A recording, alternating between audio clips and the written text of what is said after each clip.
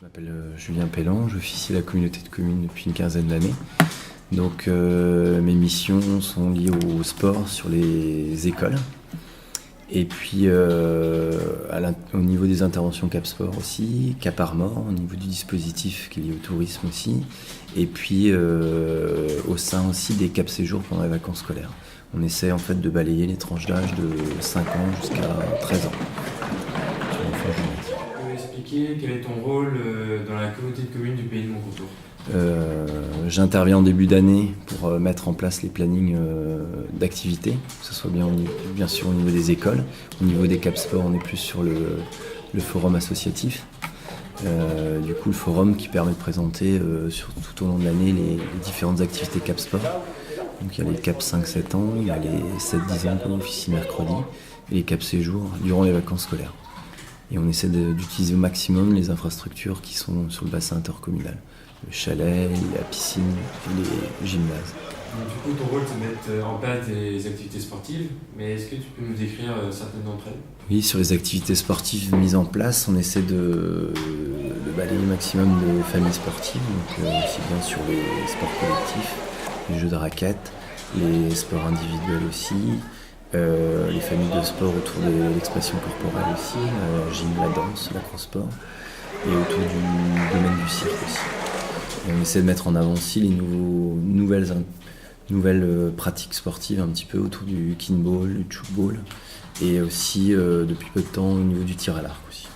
Donc vous essayez vraiment de viser tous les sports. Est-ce qu'il y a des sports en particulier que tu voudrais décrire ? On essaie de développer à la fois les sports nouveaux, les sports qui ne se font pas sur le territoire, mais aussi reprendre des sports traditionnels et amener un vent un peu nouveau sur l'activité. Et puis surtout tendre la perche aux enfants s'ils le souhaitent s'inscrire au niveau des associations. Est-ce que tu peux nous dire où se déroulent tes animations ? En fait, au niveau du planning hebdomadaire, en fait, j'interviens à peu près dans une école par jour. Donc cette école-là, en fait, on met en place fin août, début septembre un planning d'activité. Et souvent, j'interviens avec une classe de vacances à vacances. Par exemple, là, j'ai 6 classes où j'interviens de septembre jusqu'aux vacances de la Toussaint, à raison d'une heure et demie par séance. En sachant que le cycle 3, CM1, CM2, on est plutôt sur 1h15, 1h30 d'intervention, et les CP plutôt 1 heure par rapport à l'intention des enfants. Donc, tu peux me décrire aussi un peu les publics que tu as. Alors les écoles, c'est un public essentiellement CP à CM2, voire grande section, quand la classe de grande section fait partie des CP. Et du coup, on parcourt sur un jour dans la semaine, une activité pendant 7-8 séances. Et l'idée, c'est de partir du titre de l'initiation pour essayer de progresser sur l'activité, que ce soit des jeux d'orientation. Là, on est aussi sur les jeux britanniques sur l'école Sainte-Anne aussi. Donc là, on a pris un petit peu un échantillon de tous les jeux qui ont été inventés en Angleterre, où on fait trois ateliers avec les enseignants chaque vendredi, et puis les enfants tournent. Et la finalité, ce serait d'arriver sur une consigne en anglais après, au niveau des CM1, CM2, sur les règles établies par les activités.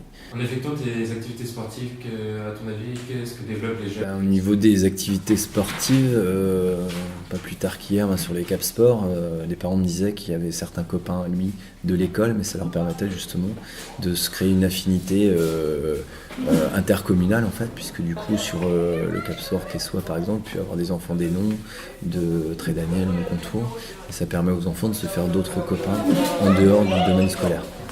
Et ce qui est intéressant, c'est que ça, à la petite échelle des enfants, ça permet une intercommunalité déjà à ce niveau-là.